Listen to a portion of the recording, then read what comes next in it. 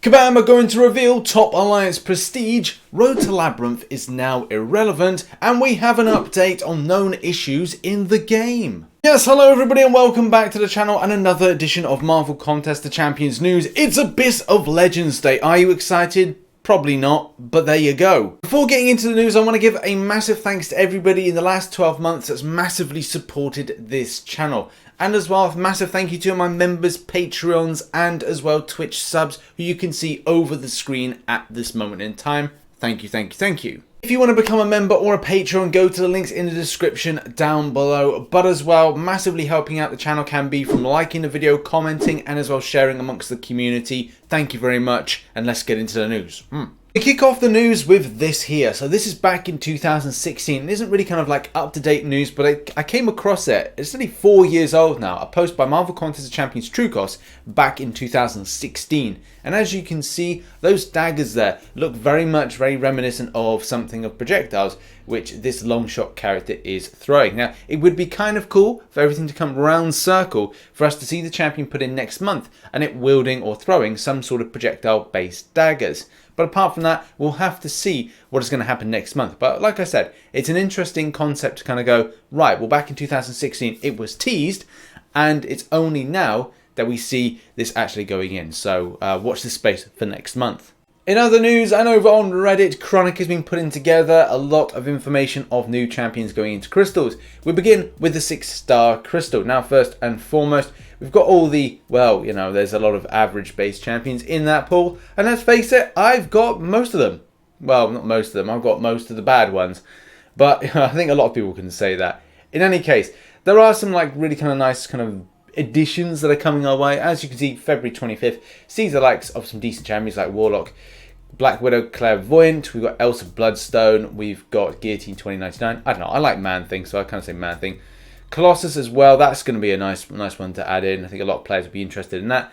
Spider-Gwen, she's in there, and yeah, I think that concludes it. Only with June seeing some of the more juicier champions like Doctor Doom, Silver Surfer, Mr. Fantastic, then we've got Squirrel Girl, and to a lesser degree Nova, and then a few other different champions between here and then, which will then add in some nice little hopefully additions to people's rosters.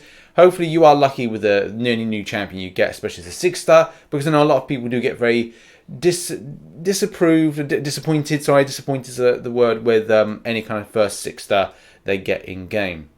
And also again, shout out to Chronic, who's done the 5-star versions of this. Seeing Man-Thing going on Jan 28th, Feb 25th for Doctor Doom, March 24th for Silver Surfer, May 5th for Nova, and then we've got 11th of Feb for Guillotine 2099. We've got Mr. Fantastic March 10th, and then we have Squirrel Girl on April 21st, entering into the basic 5-star and as well as the other types of crystals. Okay, so now let's talk known issues, because there's quite a few, and as well quite a few that will be resolved next update. The first one up is the Vision issue, which is Vision is not gaining Fury from his first of his name synergy. So this is the Vision Arcus, Vision synergy kind of linked together. Something we talked about in Marvel Contest of Champions news recently. Something that I'm still surprised it didn't sort out more quickly or kind of make a decision about, and that was the defense side of things. So sometimes crashes when a player tries to view their own defender data during Alliance Wars, which obviously, as you know, we did talk about. People do care about that level of information for the point of strategy, as well as, you know, just the officer information as well. Also, I'm not sure if we did cover this story, but an issue with the Mega Red's Death Spores are not able to prevent an opponent from purifying debuffs with a Tenacity node, which again is something I think we talked about with a Mega Red and a Carnage fight, but I can't remember. I do so many newses. Also, quite a serious one for Corvus players. Now, there's an issue where Corvus Glaive's SP1 damage is not increasing when there is an armor break on his opponent. I don't know if anybody else has noticed this. Certainly haven't seen anything posted too much on the forums about this, but I don't know, put it in the comment section if you experience or see this issue yourself. There's also a fix to Medusa's armor break. Also, that thing we discussed recently about whether or not it was a nerf to the rock stacks and gaining Fury from outside sources like synergies for the thing. But that's still, I think, up for discussion and debate whether or not people do feel it's a nerf or not weird thing. There's a couple more things that are going to be resolved in the next update, but I just don't think it's worth like talking about them too much. The description change for Old Man Logan, which, as we all knew, he wasn't really, well, we thought he was put in a certain way based on his descriptions, and the way it comes off means that kind of feels that he's more powerful than he should be, but isn't.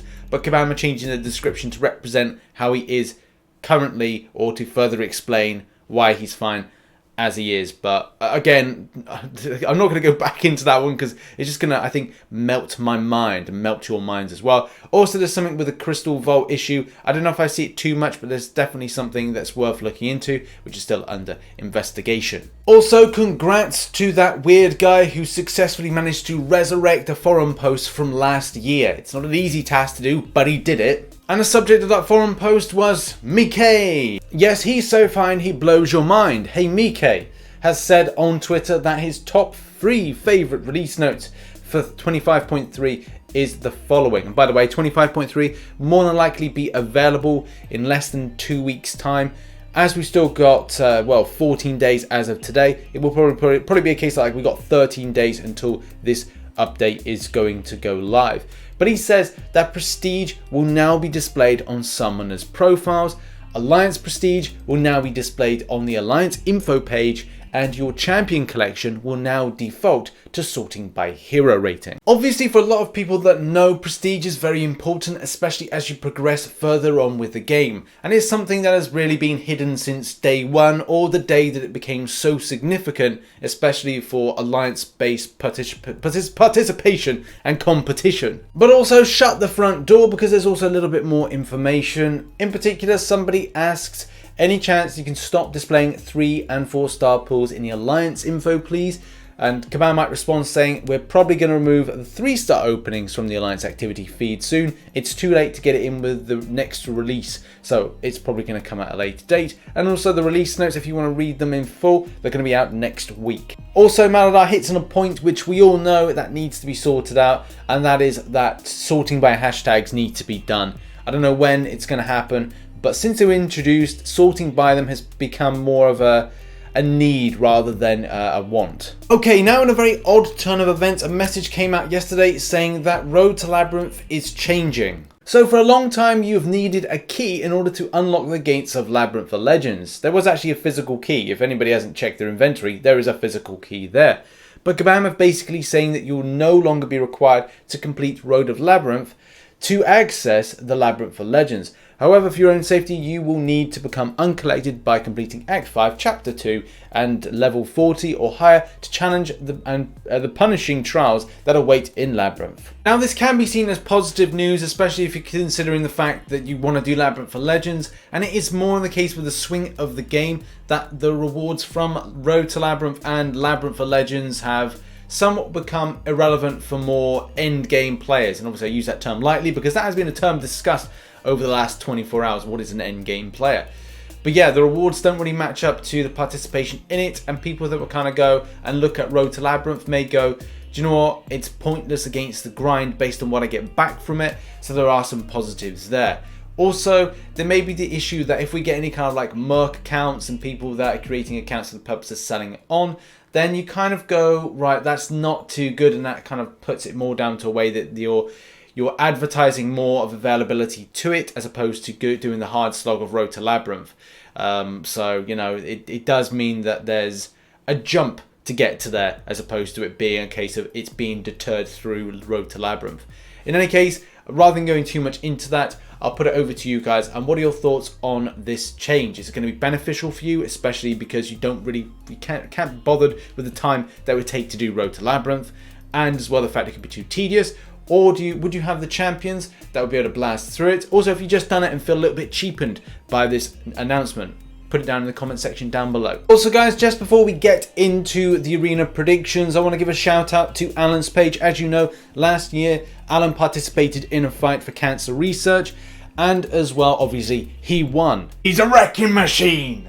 It's a Rocky reference. If you haven't seen the film, you won't get it. As you know, Alan's mum sadly passed away due to a long fight with cancer last year, and he's been doing this ever since. So if you give some support, go to the links in the description down below and support his cause. Now let's do arena predictions. All my predictions are down below at the moment, as they always are. So obviously if you've clicked that time code, you can see them very quick and neatly there. But to kind of walk you through them, I'm going with 1.9 for Iceman. He is a great champion. I even kind of feel that he might go 1.7 to 1.9 mil.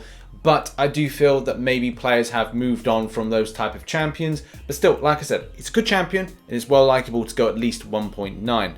Also Nova. Now I don't know where the hype is with this champion, but I largely feel with the extent of damage that is required and the level of effort required to then produce that damage, I don't think that he's going to go anything close to a normal champion's 65 mil, 65 mil, that kind of point. And I do feel very strongly that he's going to go anything between 50 and 55 mil. That's just a hunch based on, again, the kind of lack of hype that this champion has received, but we'll see what happens. 4-star version, 10.5 mil. I think, again, that is fair against the hype of the champion not being there as much as others have been. But as well, I'm going with 3-star at 1.5 mil, which is kind of a normal thing for a new champion coming into the game, and it kind of feels that that might be the right thing to do. There we have it. That has been Marvel Contest of Champions news. Check out my other 2 bits of content which I posted yesterday. Also look out for fresh content later on today. But don't forget as well to check out my Patreon, which will be down here. Help and support where you can, and I'll see you in the stream tonight. We may do a little bit of Abyss of Legends testing, and as well we might be doing a little bit of Act 6 and a bit of Arena, a bit of everything, maybe even Dungeons. Why not give a little bit of an eclectic stream? But thanks very much again for watching, and I'll see you in the next one. Bye bye for now.